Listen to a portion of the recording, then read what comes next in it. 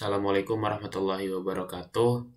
Di sini saya Farhodin Amir Rahmatullah dengan NIM 212410103055 akan menjelaskan atau mempresentasikan tugas dari mata kuliah paralel computing. Di sini saya akan menjelaskan tentang apa yang saya dapat dari mengikuti kuliah tamu kemarin, yaitu Current of Approach of Design Thinking dari Profesor Dr. Andrian Rusniak, MBA dari Flensburg University of Applied Science, Jerman.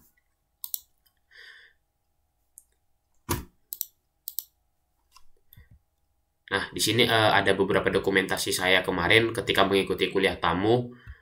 Lalu selanjutnya adalah apa yang saya dapatkan. Yang pertama yaitu Basic Principles. Nah, di sini Basic Principles itu ada beberapa, yaitu ada 7. Yang pertama adalah error or component of the innovation process. Jadi kesalahan adalah komponen dari proses inovasi.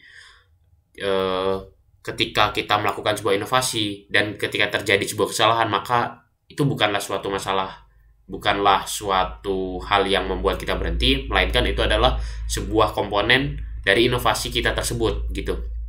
Lalu kedua adalah way of thinking solution are not subject to restriction.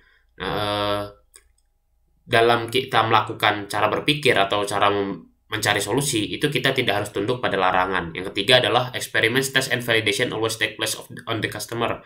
Eksperimen, pengujian, dan validasi selalu dilakukan pada pelanggan. Jadi ketika kita membuat inovasi, maka dalam melakukan eksperimen atau memberikan tes dan menguji validasinya, itu kita melakukannya kepada pelanggan. Yang keempat ada constructive feedback culture, budaya umpan balik yang konstruktif. Di sini dalam melakukan inovasi kita memerlukan sebuah umpan balik, yang mana umpan balik ini tidak hanya kita dapatkan dari orang-orang terdekat, melainkan dari orang asing juga. Prototyping and storytelling provide visibility. Pembuatan prototype ini, dalam membuat prototype dan penceritaannya itu kita bisa memberikan sebuah visibilitas. Lalu yang keenam ada different views and interpretations. Jadi di sini views dan interpretasinya itu harus berbeda-beda dari setiap orang. Lalu ketujuh ada optimism and curiosity. Optimisme dan rasa ingin tahu. Dalam melakukan sebuah inovasi atau berpikir, kita membutuhkan rasa optimisme dan rasa ingin tahu juga. Lalu selanjutnya adalah business benefit. There's a lot of benefit that we can get from doing some business. Ada banyak hal yang bisa kita dapatkan dari melakukan sebuah bisnis, yaitu yang pertama adalah solusi inovasi, innovation solution. Kita bisa mendapatkan solusi dari inovasi yang kita buat tersebut. Dan yang kedua adalah customer orientation. Di sini kita bisa melakukan orientasi kepada pelanggan-pelanggannya kita. Yang ketiga ada clear scope to right question. Ruang lingkup yang jelas melalui pertanyaan yang tepat. Dengan kita melakukan bisnis, maka kita otomatis akan memiliki beberapa pertanyaan-pertanyaan yang mencakup dengan bisnis kita tersebut. Dan dari situ kita bisa mendapatkan ruang lingkup atau pandangan yang jelas dari pertanyaan-pertanyaan kita tersebut.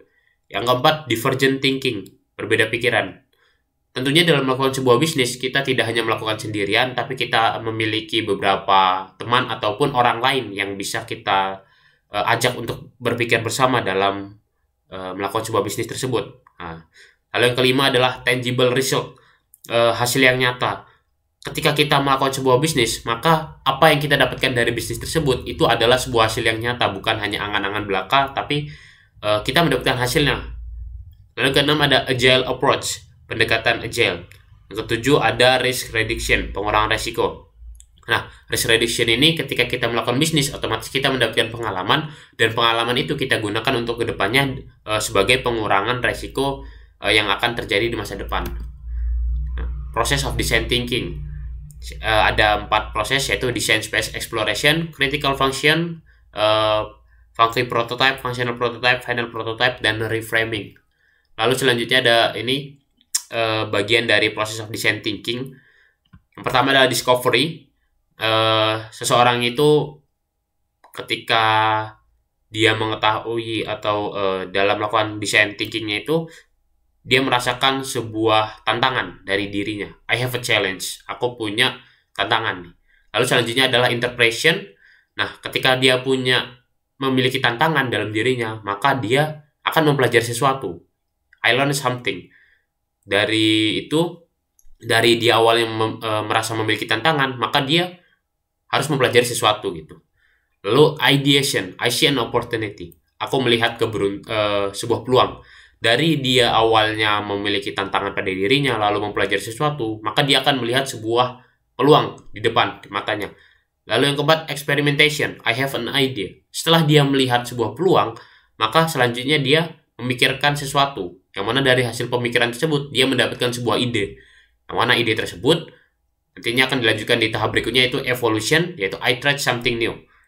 Evolution itu dia setelah mendapatkan ide, maka dia melakukan ide tersebut atau menjalankan ide tersebut, dan saat dia menjalankan ide tersebut, maka dia sudah mencoba sesuatu yang baru. I tried something new. Nah, lalu untuk tugas selanjutnya itu rancangan atau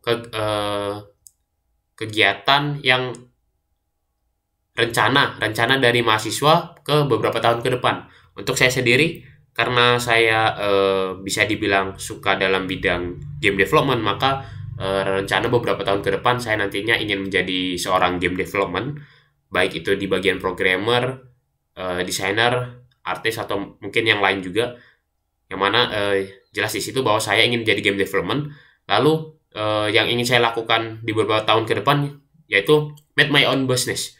Saya ingin membuat bisnis saya sendiri, entah itu bisnis yang berupa startup digital atau membuat usaha makanan sendiri. Itu yang ingin saya lakukan, membuat bisnis saya sendiri.